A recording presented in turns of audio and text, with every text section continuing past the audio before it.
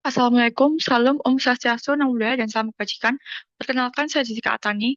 Pada kesempatan kali ini, saya akan mempresentasikan hasil penelitian saya yang berjudul Implementasi Metode House of Risk dalam pengadaan material untuk optimalisasi persediaan.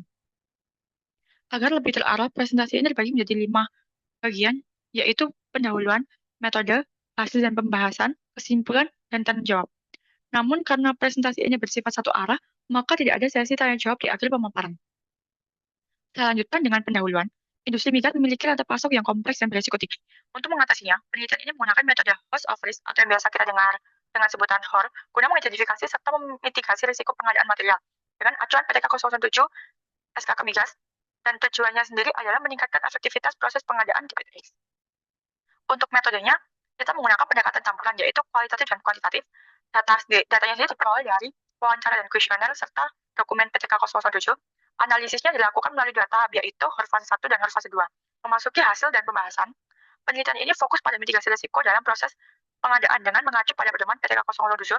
Analisis dilakukan menggunakan metode HOR fase 1 yang mencakup identifikasi risk event dan risk agent pada tahap proses pengadaan, yang kemudian divalidasi melalui expert judgment dari praktisi pemerintah dan industri yang memiliki sertifikat PBJ melalui wawancara dan kuesioner. Kemudian memasuki fase 1, yaitu identifikasi kejadian risiko. Tahap ini memetakan potensi gangguan pada aktivitas utama pengadaan, seperti sistem vendor, prakualifikasi, dan negosiasi, untuk mengenali titik rawan proses. Kemudian, identifikasi penyebab risiko. Di sini menjelaskan akan penyebab dari setiap kejadian risiko. Misalnya, tidak ada validasi dokumen dan ketergantungan pada informasi vendor. Dilanjutkan dengan penilaian severity pada risk event. Di sini praktisi industri dan pemerintah menilai bahwa risiko dengan dampak tertinggi adalah terkait keadilan proses dan validitas data vendor. Dan kemudian penilaian occurrence pada risk agent. Di sini frekuensi tertinggi muncul pada risiko seperti pemeliharaan sistem yang tidak rutin, pengaruh eksternal, dan tidak adanya benchmark harga pasar. Dan untuk penilaian korelasi dan perhitungan ARP, hasil korelasi menunjukkan bahwa ketiadaan benchmark harga tetap menjadi risiko utama di kedua perspektif. Kemudian diikuti ketergantungan pada vendor. Dan selanjutnya, setelah itu nilai ARP diurutkan dari nilai tertinggi ke rendah untuk menetapkan prioritas sebagai ditunjukkan pada tabel seperti berikut.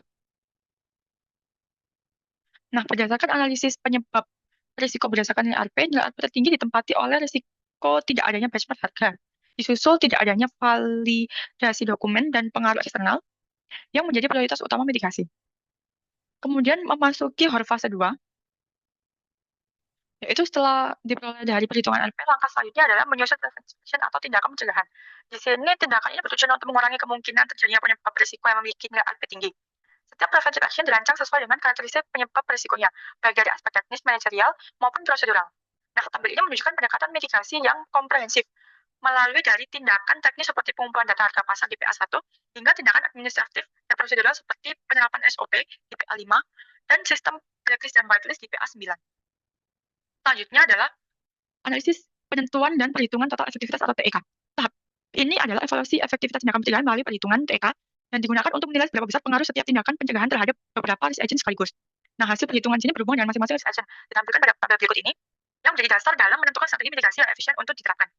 Nah, berdasarkan hasil perhitungan diperoleh urutan prioritas risiko dari kedua assessment. Nilai TEK menunjukkan total efektivitas setiap tindakan pencegahan, sedangkan ETDK menggambarkan kontribusi tindakan tersebut dalam menurunkan risiko dengan mempertimbangkan efektivitas teknis dan tingkat kesulitan implementasi.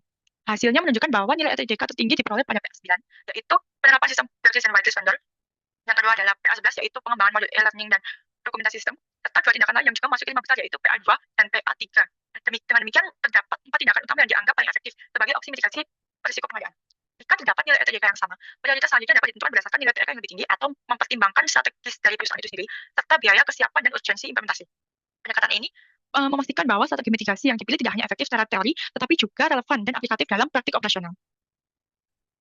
Nah, dapat ditarik kesimpulan dari hasil pemaparan ini adalah hasil HOR fase 1 menunjukkan 3 risiko utama, yaitu yang pertama tidak adanya benchmark harga pasar, kurangnya validasi dokumen dan pengaruh eksternal. Sementara untuk HOR fase 2 menetapkan 4 strategi mitigasi prioritas, yaitu yang pertama sistem blacklist dan whitelist vendor, yang kedua e-learning, yang ketiga analisis HPS berbasis survei independen, dan yang terakhir template baku tender. Metode HOR terbukti efektif dalam memetakan risiko dan merumuskan mitigasi yang efisien bagi pengadaan sektor migas. Demikian pemaparan dari saya. Terima kasih atas perhatian dan waktunya.